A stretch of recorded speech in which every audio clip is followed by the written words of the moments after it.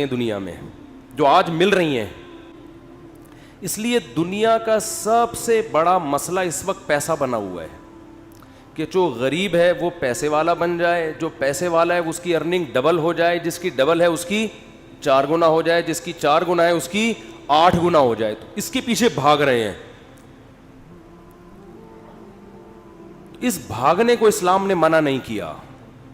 دولت کے پیچھے بھاگنا, دولت کمانے کی کوشش کرنا, اس کو اللہ اس کے رسول صلی اللہ علیہ وسلم نے منع نہیں کیا.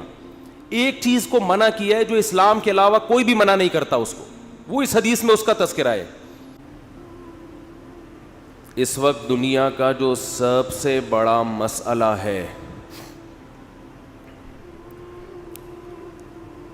جس کے لیے انسان ہر قسم کی قربانی دینے کے لیے تیار ہو جاتا ہے, وہ مسئلہ ہے معاش. پیسہ آنا چاہیے. آپ کی تنخواہ کتنی ہے, آپ کا بزنس کیا ہے, آپ کی منتھلی ارننگ کیا ہے, آپ کتنا کماتے ہیں. کسی کو جانچنے کے لیے, ناپنے کے لیے کہ یہ کتنا کامیاب ہے, اس کی معاشی حالت دیکھی جاتی ہے. سکسیسفل انسان, جب ایک شخص کہتا ہے کہ میری لائف بہت اچھی ہے, تو اس کا مطلب ماہانہ ارننگ بہت, بولنے اچھی, کھاتا پیتا ہے.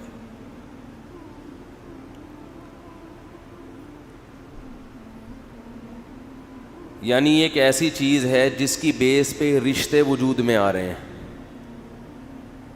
کہیں پیغام لے کے جائیں نا نکاح کا, تو آپ کی شکل سے پہلے آپ کی ماہانہ ارننگ کا پوچھیں گے یہ کتنی ہے. سمجھ رہے ہو؟ شکل دوسرے درجے میں دیکھی جاتی ہے. سب سے پہلے کیا پوچھا جاتا ہے؟ کماتا کتنا ہے بندہ. نوجوان طبقہ جب آپس میں بیٹھتے ہیں تو ایک دوسرے کو تولنے کا جو معیار ہے وہ پیسے سے ہے. تولا جو جاتا ہے کس سے؟ او بھائی تو کتنا وزنی ہے, تیرے اندر وزن کتنا ہے, تو اس قابل ہے کہ تجھے لفٹ کرائی جائے, تجھ سے بے تکلفی کی جائے, تو ہمارے اسٹینڈرڈ کا, ہمارے لیول کا, ہمارے وزن کا ہے یا نہیں. یہ کس سے پتہ چلتا ہے کہ تو کرتا کیا ہے. کردہ کی ہے, پنجابی میں کہتے ہیں تو کردہ کی, منڈا کردہ کی ہے. پنجابی میں کیا کہتے ہیں؟ منڈا کی کردہ ہے. کردہ کی ہے نہیں, کی کردہ ہے. قرات کا اختلاف ہے تھوڑا سا. ان کی قرات میں کی کردہ ہے لیکن بعض قراتوں میں کردہ کی ہے. تو اس سے انسان کے لیول کا پتہ چلتا ہے, اسٹینڈرڈ کا پتہ چلتا ہے. اور یہ آج سے نہیں ہے, یہ ہمیشہ سے ہے. یہ ایک ایسا اسٹینڈرڈ تھا جس کی وجہ سے لوگوں نے پیغمبروں کا انکار کر دیا. یعنی فرعون کو جب موسیٰ علیہ السلام نے دعوت دی ہے تو فرعون نے یہ اعتراض کیا تھا کہ معاذ اللہ موسیٰ میرے اسٹینڈرڈ کے, دیکھو جملہ مکمل کروانا آپ کے فائدے کے لیے تاکہ آپ لوگ نا تھوڑا ہوشیار رہیں. تو فرعون نے کہا کہ موسیٰ میرے لیول کے نہیں ہے, معاذ اللہ موسیٰ کا جو وزن ہے وہ میرے وزن سے کم ہے. اور دلیل کیا دی؟ ام انا خیر من هذا الذي هو مہین فلولا القی علیہ اسورۃ من ذہب. ان کے پاس سونے کے کنگن کیوں نہیں ہیں, گولڈ کتنا ہے ان کے پاس. آج جسے ڈالر کہا جاتا ہے اس زمانے میں وہ ویلیو گولڈ کی تھی. آج تو کہتے ہیں ڈالر میں تنخواہ لیتا ہے بھائی, ڈالر میں سیلری آتی ہے, کہتے ہیں نا. آواز آ رہی ہے؟ پہلے یہ بتائیں. آ رہی ہے الحمدللہ. تو فرعون نے موسیٰ علیہ السلام کے بارے میں کہا کہ ان کا وزن میرے برابر نہیں ہے. میرے پاس سونے کے کنگن, میرا محل ہے, ان کے پاس تو جھونپڑا بھی نہیں ہے. منہ سے بول لیں گے نہیں ہے تو خوشی ہوگی, خوشی ہوگی. جملہ مکمل فل ان دا بلینکس ہوتا ہے نا, خالی جگہ پر کریں. اس سے آپ کو یہ فائدہ ہوگا کہ جب ایگزام میں یہ سوال آئے گا تو بلینکس کا فل کرنا آپ کے لیے آسان ہو جائے گا.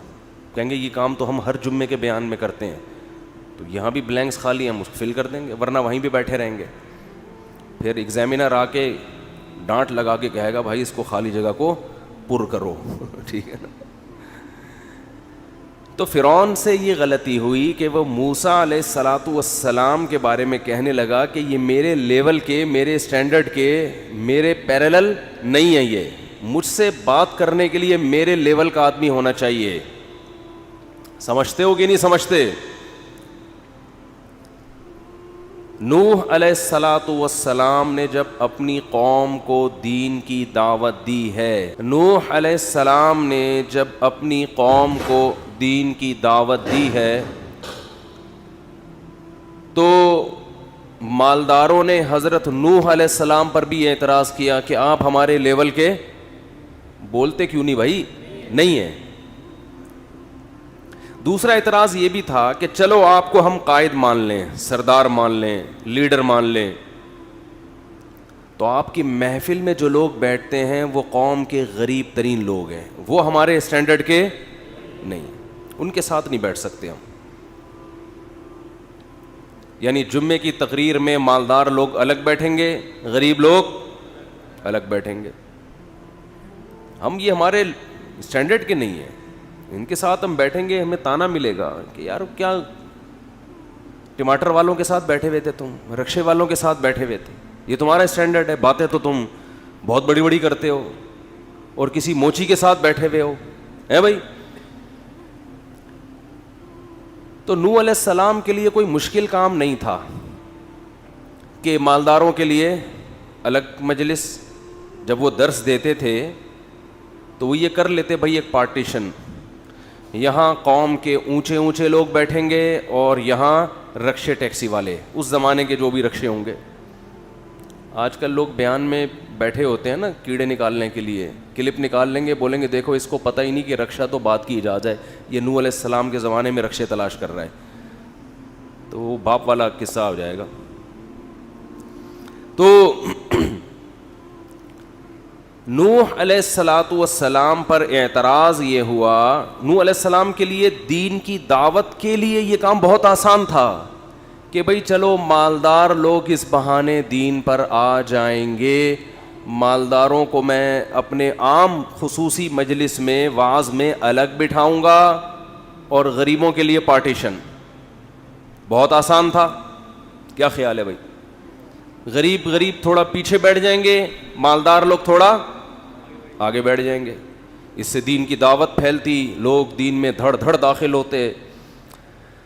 نوح علیہ السلام نے کہا من ینصرونی من اللہ ان طردتہم, اے میری قوم میں تمہیں اللہ کے عذاب سے بچانے کی کوشش میں غریبوں کو اگر پیچھے دھکیل دوں گا تو مجھے اللہ کے عذاب سے کون بچائے گا؟ تم گارنٹی لیتے ہو؟ ہے بھائی. دیکھو یہ ہے اسلام کی دعوت, یہ اسلام کی دعوت ہے, اسلام کا مزاج ہے. یہی تانا ہر پیغمبر کو دیا گیا ہے, یہاں تک کہ رسول اللہ صلی اللہ علیہ وسلم کو بھی یہی تانا قریش کے سرداروں کی طرف سے دیا گیا, عرب کے سرداروں کی طرف سے. صفا ایک چبوترا تھا, اب جو مسجد نبوی میں چبوترا بنا ہوا ہے وہ صفا نہیں ہے, وہ ایسے ہی چبوترا ہے, لوگ اس کو صفے سمجھ کے, صفا سمجھ کے اس پہ بیٹھے ہوئے ہوتے ہیں جا کے.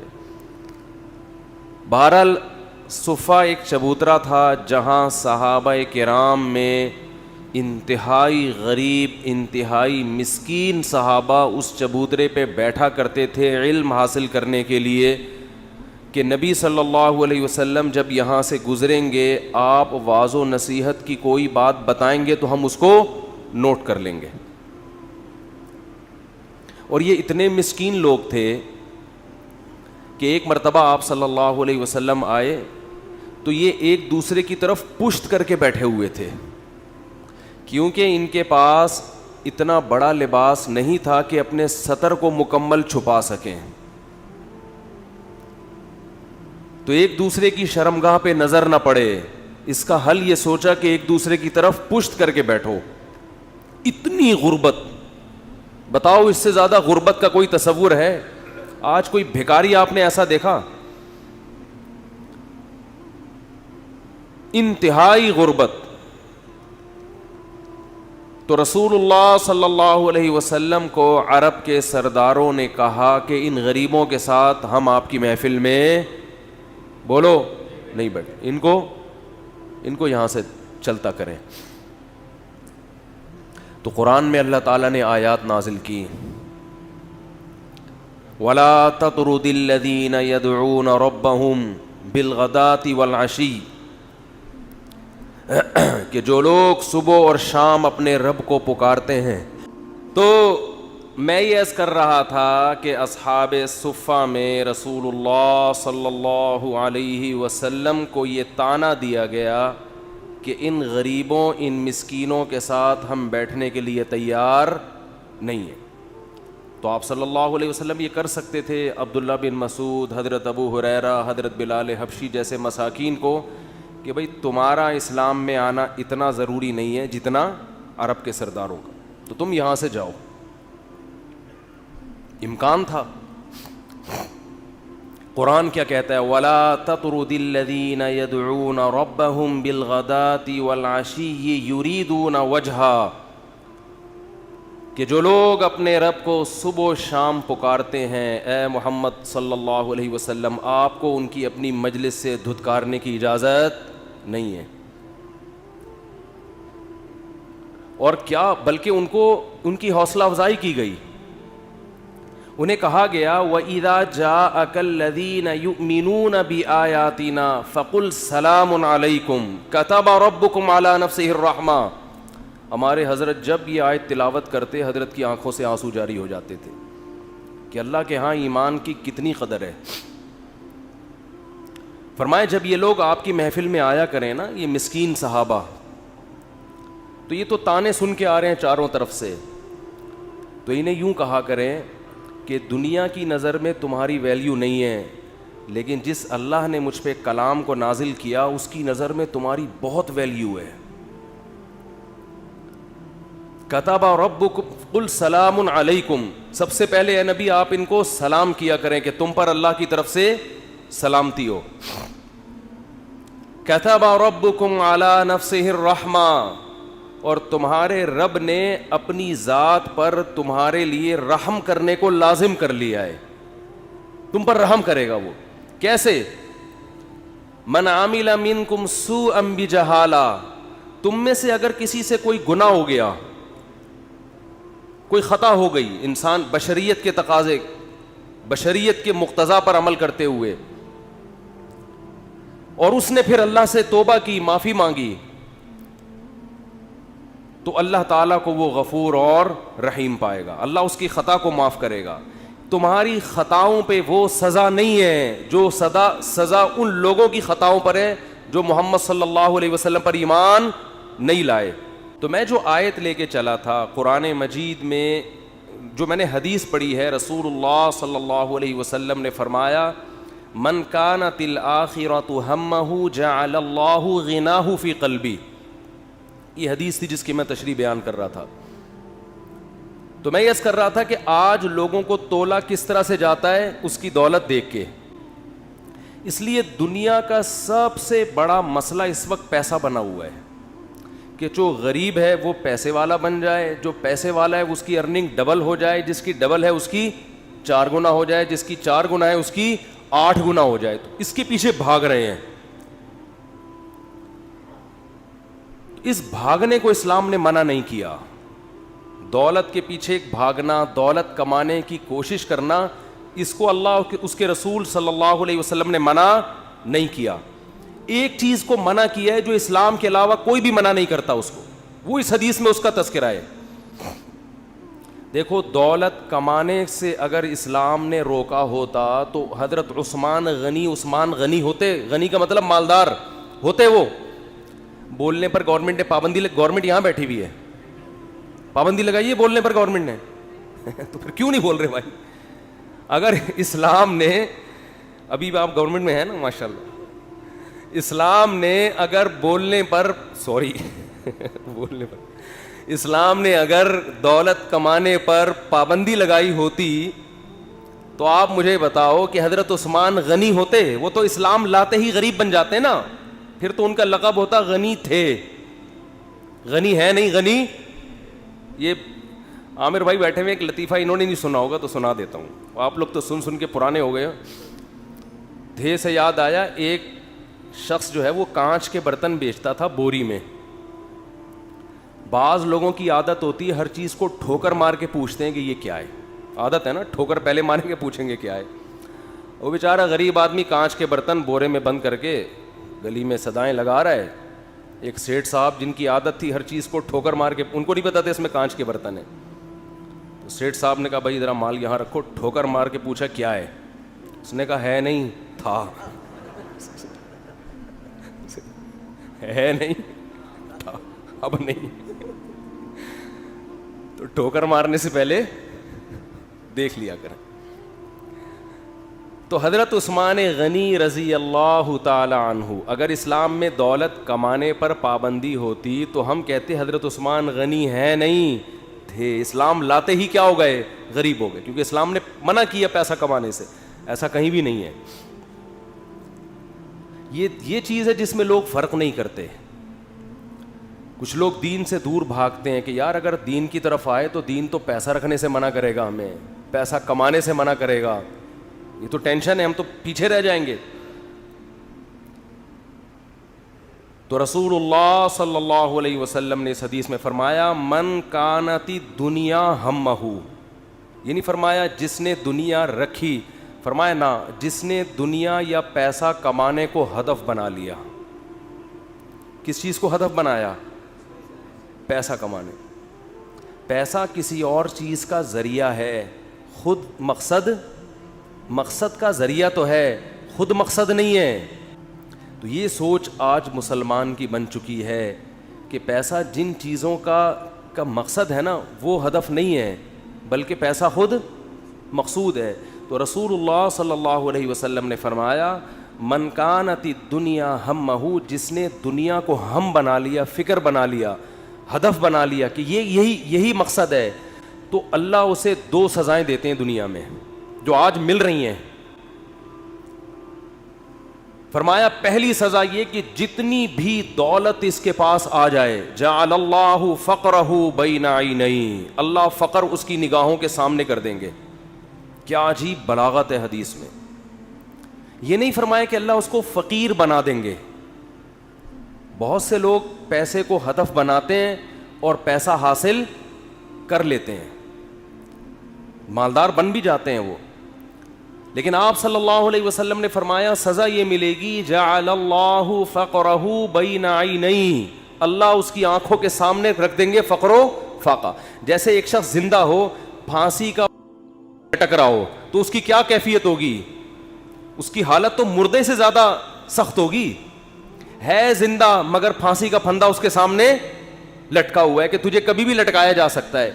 تو جو زندہ ہو, صحت مند ہو, بہترین صحت رکھی ہوئی ہو اس نے, لیکن اس کے سامنے پھانسی کا پھندا لٹکا ہوا ہو اور اسے یہ خطرہ ہو کہ کسی بھی وقت اسے یہاں لٹکایا جا سکتا ہے, آپ بتاؤ وہ اپنی صحت اور اپنی حیات اور اپنی زندگی سے لطف اندوز ہوگا؟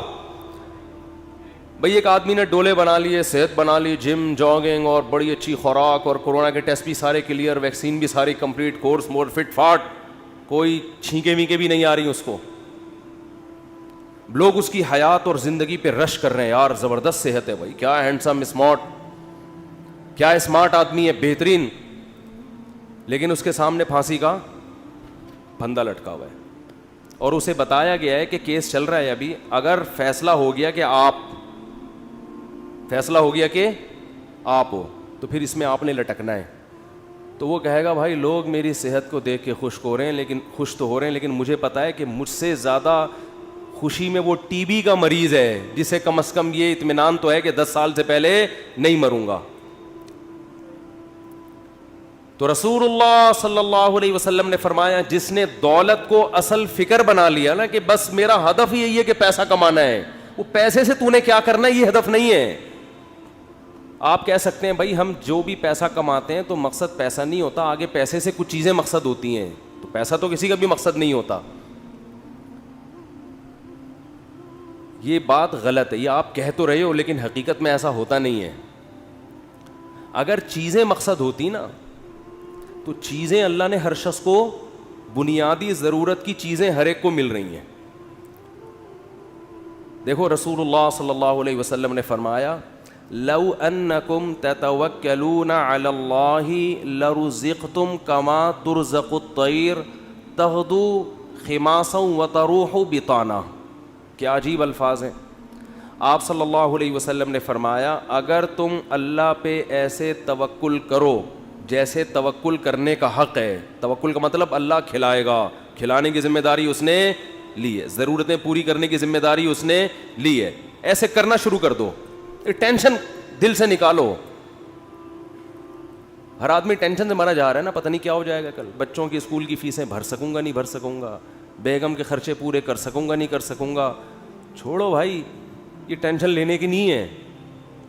آپ کہو کیوں نہیں ہے, گھر جائیں گے ٹینشن تو ملے گی نا وہاں سے. اس کا حل بتاتا ہوں میں ابھی آپ کو, اس کا حل بتاتا ہوں میں, پہلے یہ حدیث مکمل کر لوں.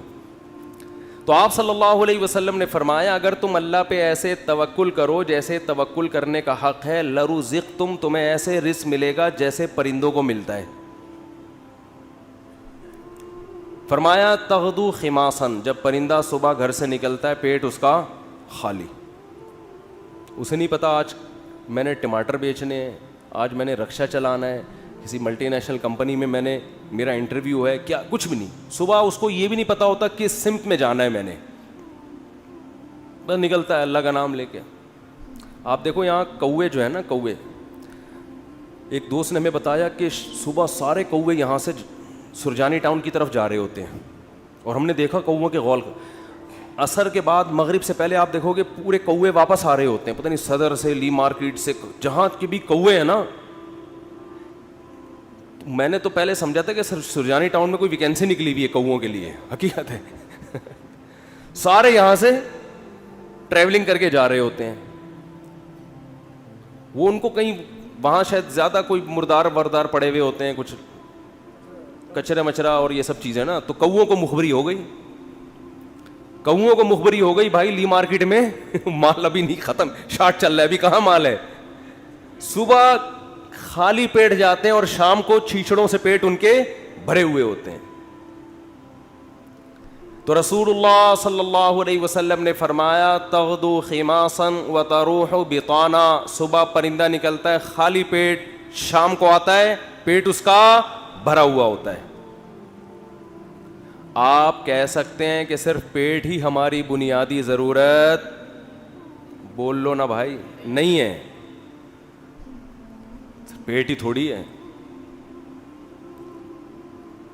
یہ ایک مثال ہے, پرندے کی ضرورت پیٹ, اور جب پرندے کی شادی کا ٹائم آتا ہے تو اس کی ضرورت گھر بھی ہے یا نہیں؟ کیا خیال ہے بھائی؟ جب پرندوں کی مادہ انڈے بچے دینے, کبوتر کو دیکھ لو نا, یہ تو جوڑے بنا کے رہتے ہیں کبوتر, انڈے بچے کا ٹائم آتا ہے تو کبھی دیکھا کبوتر ٹینشن میں کہ یار بحریہ ٹاؤن تو ہاتھ سے نکل گیا ہے بھائی, بحریہ ٹاؤن کے پلاٹ تو نکل گیا ہاتھ سے, اور سرجانی بھی گیا. ایک صاحب مجھے کہنے لگے, میں 15 سال پہلے کسی اسٹیٹ ایجنٹ نے مجھے کہا تھا کہ 6 پلاٹ سرجانی میں لے کے ڈال دو زندگی بن جائے گی. مجھے کہنے لگا یار اتنا افسوس ہو رہا ہے, میں نے اس کی بات پہ عمل نہیں کیا. تو میں نے کہا 10-15 سال تو زندہ رہے گا, ابھی تو نے ویسی قبر میں جانا ہے, عمل کر لیتا تو 10. تجھے اسٹیٹ ایجنٹ کہہ رہا تھا 15 سال کے بعد تیری زندگی بن جائے گی, میں تجھے کہہ رہا ہوں 15 سال کے بعد تو مرے گا, بن کے بھی تو قبر میں جائے گا. 15 سال کے بعد جو ہے نا, تو وہ اسٹیٹ ایجنٹ کے 15 سال پرانی پیش گوئی پہ تو افسوس ہو رہا ہے, میں جو سچی مچی کی پیش گوئی کر رہا ہوں کہ تو مرے گا 15 سال میں, تیری ہڈیوں میں ابھی اتنا گودا نہیں ہے زندہ رہنے والا, اس پہ ٹینشن نہیں ہو رہی. اس کا مطلب بھول چکے ہیں موت کو. او بھائی 15 سال پہلے تو سرجانی میں 6 پلاٹ لیتا, آج عیش کرتا, تو وہ 15 سال کے بعد عیش کے قابل نہ رہتا. تو سوچ لے جو 15 سال بعد تو جو اینڈ سرجانی میں پلاٹ لے کے ہونا تھا وہ پلاٹ لیے بغیر بھی وہی اینڈ ہو رہے ہیں. تو ٹینشن کس بات کی بھائی؟ اور ٹینشن لے گا تو 15 سال کے بجائے 5 سال میں وہ انجام ہو جائے گا تیرا, جو 15 سال بعد ہونا تھا. تو میں یہ کر رہا تھا کہ پرندے کو جو رزق ملتا ہے صرف پیٹ نہیں بھرتا اس کا. جب پرندے کی شادی کا ٹائم آتا ہے, وہ بالغ ہوتا ہے, تو پیر بنتا ہے کبوتر کبوتری کا, چڑا چڑیے کا بنتا ہے نا جوڑا. نہ اس نے کہیں سے ڈپلوما حاصل کیا گھر بنانے کا ہے بھائی, نہ NID یونیورسٹی میں وہ پڑھا ہے, کوئی انجینئرنگ نہیں, اس کو ہے کوئی انجینئرنگ؟ بولو بھائی. جس قسم کا گھر اس کو چاہیے فطرت اسے اس طرح کا گھر بنانا سکھا دیتی. کھجور کے درختوں میں سوراخ کر کے رہتے ہیں, اور آپ دیکھو یہ پرندے کیسے, یہ نر مادہ مل کے کیسے تنکے تلاش کر رہے ہوتے ہیں اور کیسے ان کو بہترین انداز سے پرو رہے ہوتے ہیں. ایسے نہیں کہ کوئی بھی کچرا اٹھا کے, ہم جب مرغیوں کے ڈڑبے بناتے ہیں نا تو کچھ بھی اٹھا کے ڈال دو اس کے اندر. پرندہ ایسا نہیں کرتا, بڑی تمیز سے, بڑے خوبصورت انداز سے وہ گھونسلہ بناتا ہے, خوبصورت انداز سے, ایسا کہ وہ سردی گرمی سے بھی محفوظ رہے, دشمنوں کے شر سے بھی محفوظ رہے. بہت خوبصورت انداز سے وہ گھونسلے بناتے ہیں. تو آپ بتاؤ, انسان جو اشرف المخلوقات ہے, جس کے لیے اس کائنات کو بنایا گیا, اللہ اس کی گھر کی ضرورت پوری نہیں کرے گا ہے بھائی؟ اصل میں آپ نے جس گھر کو ضروری سمجھا ہے وہ اللہ کی نظر میں وہ عیاشی ہے, وہ ضرورت نہیں ہے. وہ آپ کی بہت اوپر کا سوچ رہے ہیں آپ. لوگ کرائے کے گھروں پہ افسوس کرتے ہیں نا, اپنا گھر نہیں بنا سکے. بھائی گھر کی ڈیفینیشن یہ ہے کہ جیسے پرندہ جو گھر بناتے ہیں قیامت تک کے لیے نہیں بناتا, اسے فی الحال اپنی فیملی کو پالنے کے لیے ایک عدد ایسے گھر کی ضرورت ہوتی ہے جہاں بلی سے حفاظت ہو, جہاں سردی اور گرمی سے حفاظت ہو. اللہ کہتے ہیں تیری یہ بنیادی ضرورت ہے, چونکہ تو نسل بڑھا رہا ہے فطرت کی تکمیل کے لیے, تو اس گھر کی ضرورت پوری کرنا یہ کس کے ذمے ہے؟ یہ فطرت کے ذمے, جس کو جو خدا ہے, اصل میں خدا کے ذمے ہے. پرندہ نسل بڑھاتا ہے اس کائنات کی رنگینیوں کو برقرار رکھنے کے لیے, اپنے لیے نہیں. تو اب آپ بتاؤ, جب آپ کی نسل پیدا ہوگی جو مقصود کائنات ہو, تو گھر کی بنیادی ضرورت خدا نے اپنے ذمے لی ہے کہ نہیں لی ہے؟ وہ پرندوں کی ضرورتیں پوری کر رہا ہے اور انسان کو ٹینشن میں ڈال دے. تو یہ آپ کی بنائی ہوئی ٹینشن ہے, یہ خدا کی دی ہوئی ٹینشن نہیں ہے, یہ اللہ کی طرف سے عطا کردہ ٹینشن نہیں ہے. یہ آپ کی ٹینشن ہے جو آپ نے اپنے اوپر مسلط کر لی. پرندہ جو گھر بناتا ہے وہ بھی کرائے کا گھر ہوتا ہے, اس کا ذاتی نہیں. کرائے کا مطلب نکلنا ہے اس نے یہاں سے, ہمیشہ کے لیے تھوڑی ایک ہی جگہ گھونسلہ. پھر جب اس کے انڈوں سے بچے نکلتے ہیں, ایک تو 12 گھنٹے کی ڈیوٹی ہوتی ہے کبوتر اور کبوتری کی. 12 گھنٹے کبوتر, یہ شکر کرو اللہ نے مردوں میں ایسا نظام نہیں رکھا, یہ اللہ کا بڑا فضل ہو گیا. ہمارے یہاں خواتین ہی پالتی ہیں, مرد کا کام ہے شیلٹر دینا, تحفظ دینا, خرچہ اٹھانا. 12 گھنٹے کبوتر بیٹھے گا اور 12 گھنٹے کبوتری. اب کمانے کا ٹائم کم ہو گیا, کیا خیال ہے؟ پہلے 12 گھنٹے دن میں کمانے میں لگ رہے تھے ان کے, اور رات میں آرام میں, ایسا ہی ہے نا. اب ذمہ داری بڑھ گئی, کمانے کے لیے ٹائم کم ہو گیا. ذمہ داری کیا بڑھ رہی ہے؟ اب اپنا بھی کمانا ہے اور اپنے بچوں کے لیے بھی دانا لے کر آنا ہے. ٹائم کم ہے کمانے کے لیے اور کھانے والے زیادہ. کہ نہ آج تک دیکھا کہ بھوک سے مرے ہوں پرندوں کے بچے, کہیں قحط پڑا ہوا ہو تو ایک الگ بات ہے. کبوتر کبوتری جاتے ہیں, باریاں سیٹ کرتے ہیں, 12 گھنٹے یہ 12 گھنٹے وہ, پھر جب چوزے نکل جاتے ہیں اس سے بچے نکل جاتے ہیں, وہ بھی کما کے خود بھی اپنا پیٹ بھی بھر رہا ہے اور اپنے بچوں کا پیٹ بھی بھر رہا ہوتا ہے. وہ وجہ کیا ہے؟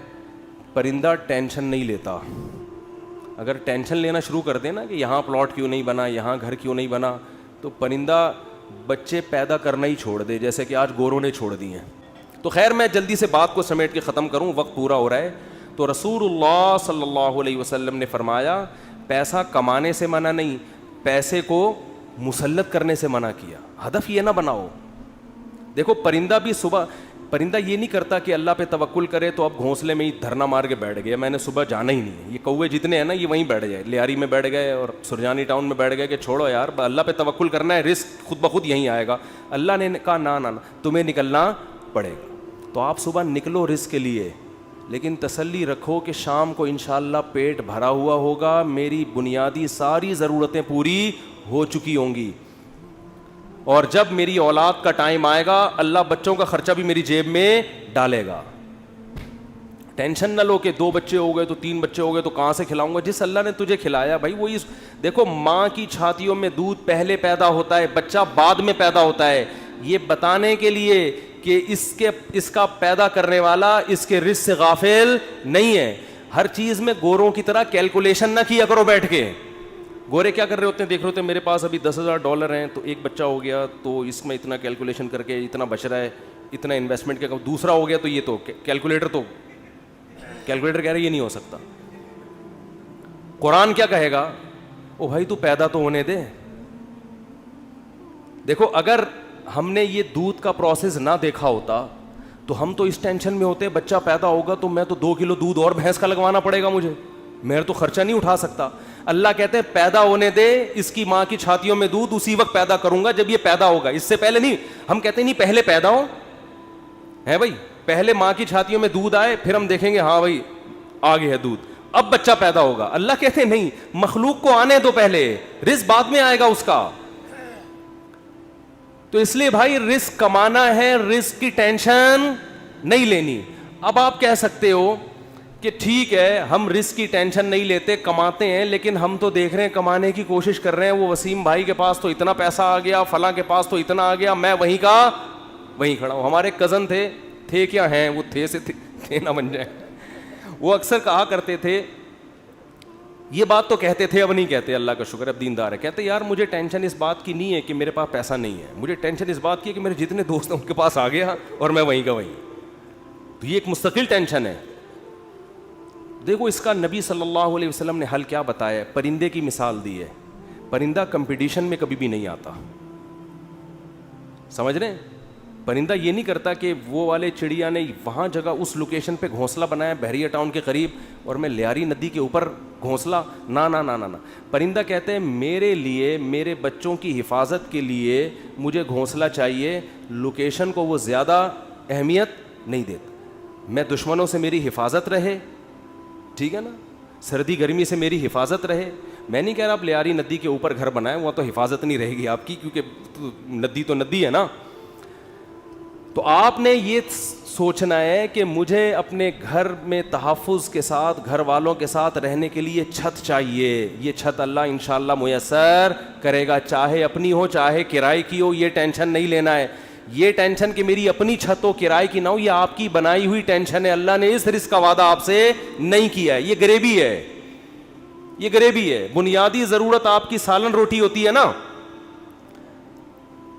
ارے بھائی آپ گئے ہوٹل میں, نہاری لے آؤ, 2 روٹی لے آیا, نہاری لے آیا, ایک غریبی منگوا لو گے, 2 منگوا لو گے, اس کے بعد کہے گا بھائی یہ غریبی ہے, اصل جو پیسے تھے نا وہ پلیٹ کے تھے. اب آپ نے غریبی کو مقصود بنا لیا, آپ جاتے ہی غریبی پہلے منگوا رہے ہو کہ یار 2 نہاری کی غریبیاں لے آ. اس کو غصہ آئے گا بھائی غریبی تو ضمناً ہوتی ہے. آج جو غریبی تھی نا, ذاتی گھر غریبی ہے, یہ بنیادی ضرورت نہیں ہے. گاڑی غریبی ہے, بنیادی ضرورت W11 میں بہت اچھی طرح سے پوری ہوتی ہے. ہم نے تو بھائی 20 سال W11 میں سفر کیا ہے اور اللہ کی قسم اب ترستے ہیں کہ W11 میں بیٹھے ہیں, لیکن اب شہرت اتنی ہو گئی کہ وہ بیٹھ نہیں سکتے. اب وہ W11 والا بھی اٹھ کے آ جائے گا کہ میں نہیں چلا رہا, میں گپ شپ کر رہا ہوں آپ سے. ورنہ عامر بھائی W11 کا مزہ آپ نے لیا ہوگا نا. W11 کراچی کی بہترین سوغات ہے بھی. G7 4L میں اللہ دشمنوں کو بھی نہ بٹھائے. جس طرح وہ چلاتا ہے نا اتنی بڑی بس کو, ہم تو جب بھی بیٹھے ہیں 2 فٹ اچھل کے. ہمارے ایک جاننے والے ریٹائر آفیسر تھے, لیفٹیننٹ تھے, وہ بیچارے کراچی کی بس میں نا کہیں پچھلی سیٹ پہ بیٹھ گئے. اسپیڈ بریکر پہ جب اچھل کے دھڑام سے نیچے گرے, ان کی ریڑھ کی ہڈی میں مسئلہ ہو گیا, اسی میں ان کی موت واقع ہوئی ہے. وہ نیوی کا آفیسر بیچارہ جنگوں میں شہید نہیں ہوا, جنگوں میں شہادت نہیں ملی ہے, کراچی کی بس نے اٹھا کے پٹکا ہے, اور انا للہ. تو رسول اللہ صلی اللہ علیہ وسلم نے فرمایا, جس نے دنیا کو ہدف نہیں بنایا, ضرورت سمجھا کہ بھئی میری بنیادی ضرورت 2 وقت کی روٹی ہے, میری بنیادی ضرورت کسی اچھے علاقے, اچھے سے مراد جہاں چرسی ہیروئن چی نہ رہتے ہوں, پڑھے لکھے لوگ ہوں, ایسی جگہ پہ مجھے گھر مل جائے جہاں چھت ہو, جہاں بنیادی ضرورتیں پوری ہوں, بس یہ بیسک ضرورت, چاہے وہ اپنا ہو چاہے وہ کرائے کا ہو. اور نبی نے فرمایا کہ جس شخص کو 2 وقت کی روٹی مل گئی, پیٹ بھر کے سر چھپانے کی جگہ مل گئی, اور جسم کسی بڑی بیماری سے محفوظ تھا اس کا, اور ویسے بتاؤں جب یہ لائف اسٹائل ہوگا نا تو جسم بڑی بیماری سے محفوظ ہی ہوتا ہے عام طور پہ, جسم کسی بڑی بیماری سے محفوظ تھا, تو آپ صلی اللہ علیہ وسلم نے فرمایا یہ ایسا ہے گویا پوری دنیا کی دولت سمیٹ کے اللہ نے اس کے قدموں میں رکھ دی ہو. اب اگر یہ ٹینشن لے رہا ہے نا بحریہ ٹاؤن کی اور ڈیفنس کی اور ڈی ایچ اے کی وہ اسکیم میں میں نے تو یہ غریبی کی ٹینشن ہے, یہ دل میں دنیا کی محبت کی علامت ہے. ایسے شخص کو رسول اللہ صلی اللہ علیہ وسلم نے وعید سنائی کہ یہ مالدار بن تو سکتا ہے مگر اس کے سامنے فقر کا پھندا ایسے لٹکا رہے گا جیسے ایک زندہ آدمی کے سامنے پھانسی کا پھندا, موت کا پھندا لٹک رہا ہوتا ہے. جو اس کی کیفیت ہوگی یہ کیفیت اس کی ہوگی. تو بھائی پیسہ کماؤ, پیسے سے دل نہ لگاؤ. اور دل سے پیسہ نکالنے کا طریقہ کیا ہے؟ خرچ کرو. ہمارے حضرت فرمایا کرتے تھے کہ پہلے زمانے میں بزرگان دین کڑک کڑک نوٹ جلوایا کرتے تھے, 5-5 ہزار کے نا, کہتے جلاؤ اس کو. آج اس کی اجازت نہیں ہے, اس میں نقصان ہے, لیکن دل سے نکالنے کے لیے نا جلواتے تھے. تو آپ جلائیں نہیں, خرچ کریں. کبھی کبھار ایسے گڈی نکال کے کسی اچھے ٹرسٹ میں دے دی, کسی غریب کو دے دی. اور سب سے زیادہ مصداق پیسہ خرچ کرنے کا آپ کے قریبی رشتہ دار ہیں, ان کو دو. آج کل لوگوں نے ہدیے رشتہ داروں میں دینا چھوڑ دیا ہے, بس عید بقرعید پہ کوئی کھانا وانا کھلا دیتے ہیں. بھائی بہن کو لفافے میں گڈی ڈالے, پکڑا دے, جلے گا. جب یہ دل جلے نا, اتنا صدقہ ہو کہ دل میں آرے چلیں, تو یہ آرے چلنے سے دل آئینے کی طرح شفاف ہو جائے گا. شاعر نے کہا ہے نا, آئینہ بنتا ہے رگڑے لاکھ جب کھاتا ہے دل, کچھ نہ پوچھو دل بڑی مشکل سے بن پاتا ہے دل. دل کو دل بنانا تھوڑا ڈیفیکلٹ کام ہے, تو اس کا طریقہ یہ کہ اس میں ذرا رندا چلے گا نا, رگڑا لگے گا. جب ہم وہ کیا کہتے ہیں, وہ جو ریگ مال سے گھسائی ہوتی ہے نا, تو صدقہ کرتے ہوئے اتنا بھی نہ کرو کہ کل دوسروں سے بھیک مانگنی پڑ جائے, اتنا بھی نہ کرو, لیکن اتنا ہو کہ لگے کہ دل پہ گھسائی ہو, تھوڑا سا تکلیف ہو. رسول اللہ صلی اللہ علیہ وسلم نے فرمایا سب سے افضل صدقہ یہ ہے تأمل الغنا و تخشى الفقر, کہ آپ کو یہ ہو کہ اگر میں نے صدقہ کیا تو ہو سکتا ہے میں غریب نہ ہو جاؤں کل, اور اگر نہیں کیا تو اس پیسے سے مزید پیسہ بنا لوں گا. اس کنڈیشن میں جب آپ صدقہ کرو گے تو نبی نے فرمایا یہ صدقہ سب سے افضل ہے. اس میں آپ کا دل بہت جلتا ہے, اور اللہ کا وعدہ ہے کہ جو اللہ کے لیے دیتا ہے وہ غریب تو ہوتا ہی نہیں ہے. صدقے سے کبھی مال ہم نے کبھی نہیں کسی سخی آدمی کو غریب ہوتے دیکھا. تو اس سے دنیا کی محبت کم ہوگی. حدیث مکمل کر کے بس بیان ختم کرتا ہوں. فرمایا جعل اللہ فقرہ بین عینی وفرق علیہ شملا, جب دولت کو ہدف بنائے گا, مسلط کر لے گا, تو فقر کا پھندا اللہ اس کے سامنے لٹکا دیں گے. ہر وقت ڈر لگا رہے گا یار میں غریب نہ ہو جاؤں. پیسہ ہے, پلاٹ پڑے ہوئے, لیکن ڈر لگا رہے گا یار میں غریب نہ ہو جاؤں. دوسرا فرمایا وفرق علیہ شملا, اس کی فکروں کو اللہ بکھیر دیں گے. اتنی ٹینشن ہے, یہ کام بھی ہو جائے, یہ بھی صحیح ہو جائے, یہ والا بھی ہو جائے, پتہ نہیں سارے کام ٹھیک ہوں گے, ایک اٹکا ہوا ہوگا, اس کی وجہ سے ٹینشن. وہ یہ نہیں دیکھ رہا کہ میرے سارے کام ٹھیک ہو رہے ہیں, چلو ایک نہیں ہوا تو کیا ہے. تو اس کی فکروں کو اللہ بکھیر دیں گے, اسے پتہ نہیں چلے گا میری اصل ٹینشن ہے کیا, مجھے سکون ملے گا کس چیز میں, اتنی فکریں. اور فرمایا وَلَمْ يَأْتِهِ مِنَ الدُّنْيَا إِلَّا مَا قُدِّرَ لَهُ, اور جس دنیا کے پیچھے بھاگ رہا ہے ضروری نہیں کہ وہ بھی مل جائے, ملے گی اتنی جتنی اس کے مقدر میں اللہ نے لکھ دی ہے. یہ جو دنیا کے پیچھے بھاگ رہے ہوتے ہیں تو سب کو پیسہ تھوڑی مل جاتا ہے, بہت سے تو وہی موت تک روڈیں ہی ناپتے رہتے ہیں, سڑکیں ناپتے رہتے ہیں, ہاتھ میں کچھ بھی نہیں آتا ان کے. فرمایا ملے گا اتنا جتنا اللہ نے لکھ دیا, تو ٹینشن لینے سے کوئی فائدہ نہیں ہے. تو ٹینشن نہیں لو بھائی. آپ کو کیوں نہیں بھائی آپ کو صبح آپ نے پراٹھا کھا لیا انڈے کے ساتھ, دوپہر کھانا مل گیا, رات کھانا مل گیا, ضرورت تو 2 وقت کی تھی, مل 3 وقت رہا ہے, انجوائے کرو, مزہ ہے, کیا خیال ہے بھائی.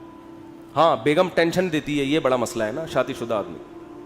تو اس کو بولو بھائی جو نبی صلی اللہ علیہ وسلم کی سنت ہمارے سامنے, آپ صلی اللہ علیہ وسلم کی امہات نے, ہماری امہات نے, آپ کی ازواج نے جب نبی سے یہ فرمایا کہ ہم اس غربت میں گزارا نہیں کر سکتی, تو آپ صلی اللہ علیہ وسلم فرمایا بھائی میں تو اسی طرح مسکین ہوں, تو تعالینا امتعکن و اسرحکن سراحا جمیلا, کہ آؤ میں تمہیں نکاح سے فارغ کر دیتا ہوں, پھر جاؤ جس سے مالدار سے نکاح کر کے رہنے رہو. تو یہاں بھی ٹینشن لینے کا بولو نہیں, اپنی طرف سے کوتاہی نہیں کرو. یہ نہیں کہ ادھر پیسے لاکر میں چھپا کے رکھے ہوئے ہیں بینکوں میں, اور بیگم کو یہ بتا رہے جیسے میرے پاس کھانے کو روٹی نہیں ہے, یہ ناجائز ہے, یہ حرام ہے. اگر واقعی قدرت کی طرف سے آپ غریب ہو گئے تو بیگم کو 2 لفظوں میں بتا دیں, بیگم صاحبہ یہی میرے پاس آمدن ہے, اتنی میری تنخواہ ہے, اس میں اتنے ہی انڈے آ سکتے ہیں, اس سے زیادہ میں سٹی اسکول بیکن ہاؤس میں بچوں کو نہیں پڑھا سکتا, رہنے رہو ورنہ پتلی گلی سے نکلو. تو ٹینشن تو لینی نہیں ہے نا, خامخواہ کی ٹینشنیں کیوں مسلط کی ہوئی ہیں. لوگوں میں بدنام ہو جائیں گے, یہ بھی بڑا ایک مسئلہ ہوتا ہے. لوگ کہیں گے, دیکھو لوگوں کو خوش کرنے کے چکر میں رہو گے. یہ کبھی بھی گدھے والا قصہ سنا دوں اگر آپ بھی جا سکتے ہیں, ٹائم ہو گیا ان کی وجہ سے آج تھوڑا سا 5 منٹ. وہ ایک آدمی جو تھا, بڑی عمر کا آدمی, اپنے بیٹے کے ساتھ گدھے پہ بیٹھ کے سفر کر رہا ہے. لمبا سفر تھا, باپ گدھے پہ بیٹھ گیا, بچہ آگے آگے. تو لوگوں نے کہا دیکھو باپ ہونے کا ناجائز فائدہ اٹھا رہا ہے, خود گدھے پہ بیٹھا ہوا ہے, بچے کو, چھوٹے معصوم بچے کو پیدل کیا ہوا ہے اس نے, بے ادب بنا رہا ہے, اپنی اولاد کو پہ ترس نہیں کھا رہا. معصوم بچہ ہے بھائی, تو باپ ہے, ایجڈ, ٹھیک ہے, اتنا کمزور تو نہیں ہے نا, چھوٹے بچے کو تو نے ایسے معصوم بچے پہ ترس کھانے کے بجائے باپ ہونے کا ناجائز فائدہ. جب لوگوں نے تانے دیے, اس نے کہا چلو میں نیچے آ جاتا ہوں, بچے کو اوپر بٹھا دیتا ہوں. بچے کو جب اوپر بٹھایا تو لوگوں نے کہا ابھی سے بے ادب بنا رہا ہے بچے کو, تمیز نہیں سکھا رہا. بچے کو باپ بنایا ہوا ہے, خود کیا بنا ہوا ہے, بیٹا بنا ہوا ہے. تو یہ بچہ بڑا ہو کر اس کا گریبان پکڑے گا. تو اس نے کیا کیا, اس نے کہا چلو یار دونوں ہی بیٹھ جاتے ہیں. دونوں بیٹھ گئے. لوگوں نے کہا گدھا ایک ہے, بندے 2 بیٹھے ہوئے ہیں. گدھا ایک ہے, بندے 2 بیٹھے ہوئے ہیں. ترس نہیں آ رہا جانور کے, گدھے کے گدھا ہونے کا ناجائز فائدہ اٹھا رہے ہیں. وہ تو گدھا ہے, تم تو انسان ہو نا. یہی تانے ہوتے ہیں لوگوں کے. اس نے کہا چلو دونوں نیچے اتر جاتے ہیں. اب گدھا خالی. تو لوگوں نے کہا گدھا وہ ہے, حرکتیں ان کی گدھوں جیسی ہیں. بنایا اللہ نے ان کو گدھا, کام ان کے گدھوں جیسے. جب تمہارے پاس سواری موجود ہے تو بے وقوفو پیدل کیوں جا رہے ہو. گدھا وہ ہے, کام دیکھو ان کے گدھوں جیسے ہیں. اس نے آگے اٹھا کے دریا میں گدھے کو پھینکا, بولا ایسے ہی ٹھیک. تو بے وقوف تھے. لوگوں کو کہنے دیتے بھائی آپ کو جو سمجھ میں آ رہا ہے آپ اس پر عمل کرو. لوگ جب خود کسی گدھے کے ساتھ سفر کریں گے نا, بھگتیں گے, تو خود فیصلہ کریں گے ہم نے کیا کرنا ہے. تو اس لیے لوگوں کی ٹینشن مت لیا کرو. یہ اس کا کوئی خدا کی, لوگ برائی پہ خوش ہوتے ہیں, لوگ برے کاموں پہ خوش ہوتے ہیں, اچھے کاموں پہ لوگ خوش نہیں ہوتے. آپ نے جو کھوپڑی میں آ رہا ہے وہ کرو. جو چیز آپ کی استطاعت میں نہیں ہے اس پہ ٹینشن کس بات کی لے بھائی آدمی. دیکھو جیل میں کوئی قیدی ہو اور رہائی کا انتظام ختم ہو جائے تو ہم کیا کہیں گے اس کے, بھائی تو صبر کر, بس یہی زندگی گزار, ہنسی خوشی اسی میں خوش رہنے کی کوشش. ایک صاحب نے مجھے بتایا کہ ان کو 4 مہینے کی جیل ہو گئی, اور وہ جیل بھی غلط کیس میں اندر. باہر نکلے تو بڑے فٹ فاٹ. میں نے کہا, میں ان سے ملا تو میں نے کہا جیل میں جا کے تو لوگوں کی حالت ایسی ہوتی ہے, اور غلط کیس, مجرم بھی نہیں تھے. کہتے ہیں میں جب جیل میں گیا تو مجھے نہیں پتا تھا کب نکلنا ہے میں نے یہاں سے. تو کہہ رہے میں نے کہا اب اسی کو انجوائے کرو, کانفیڈنس دیکھیں. اب کیا کرو جب ایک چیز اپنے اختیار میں ہی نہیں ہے. تو کہہ رہے میں وہاں ڈپس لگاتا تھا تاکہ تھکاوٹ ہو اور نیند آئے مجھے.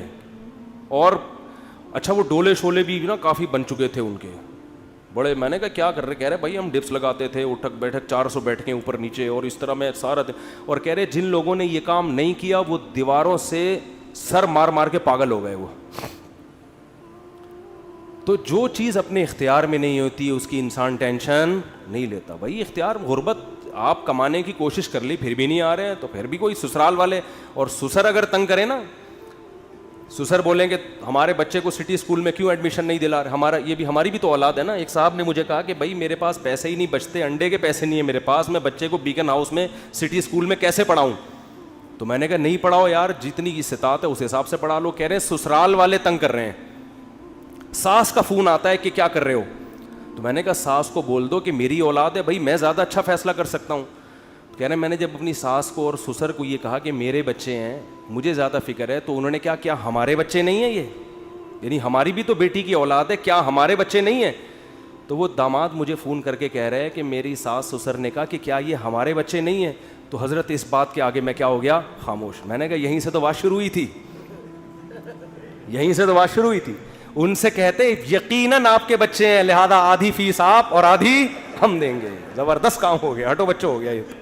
میں نے کہا انہوں نے تو خود جواب دے دیا, فری پھوکٹ کے بچے تو سارے محلے کے اپنے بچے بنا لو. میں نے کہا ان سے بولو سٹی اسکول کی آدھی فیس آپ دیں گے کیونکہ آپ کے بچے بھی ہیں, ورنہ صرف مشورے کی حد تک نہیں ہوتا یہ. تو میں نے کہا بھائی ٹینشن نہیں لے, جتنی تیرے اندر گنجائش ہے ٹھیک ہے, نہیں ہے تو نہیں ہے. تو اللہ سے دعا ہے, وقت پورا ہو گیا, اب ٹاپک پھر اگلے ہفتے انشاءاللہ مکمل کریں گے. اللہ تعالی ہم سب کو سمجھنے کی, عمل کی توفیق عطا فرمائے. وما علینا